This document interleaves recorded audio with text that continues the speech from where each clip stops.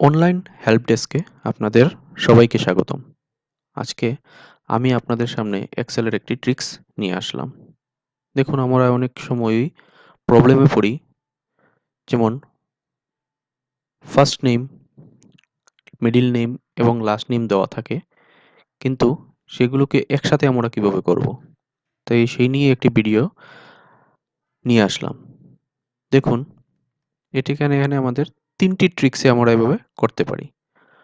প্রথমটি দেখুন, ফর্মুলাতে আমি করছি is equal to দিলাম, তারপর ফার্স্ট নেম সিলেক্ট করলাম,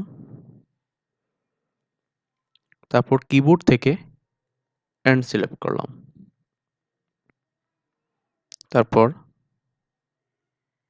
কলন দিলাম, একটা স্পেস দিলাম, আর একটা কলন দিলাম, তারপর এন্ড সিম্বল দিয়ে মিডল নেম দিলাম, তারপর আবার এন্ড,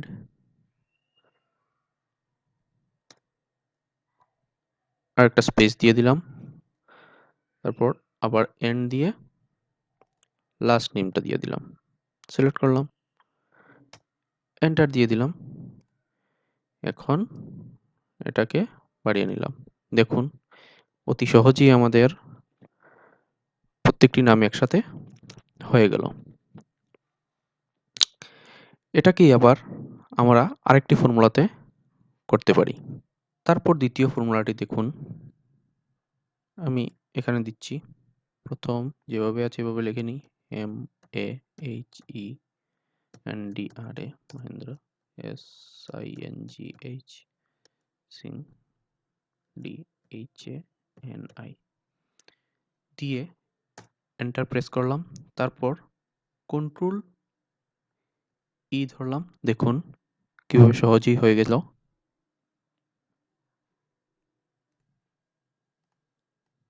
এখন আমরা তৃতীয় ফর্মুলাটি দেখব, is equal to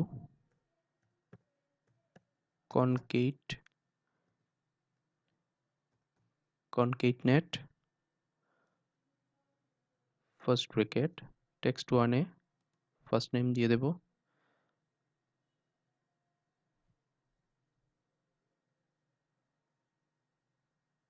কমা, আমার এখানে একটি স্পেস দরকার, তার জন্য কলন স্পেস দিয়ে দিলাম, তারপর সেকেন্ড নেম, কমা দিয়ে আর একটা স্পেস দরকার, কমা, তারপর থার্ড নেম, লাস্ট নেম দিয়ে ব্র্যাকেট ক্লোজ করে এন্টার দিয়ে দিলাম। দেখুন হয়ে গেল।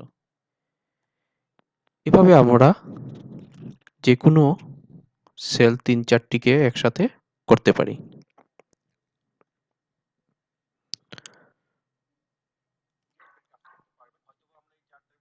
আজ আমরা এখানে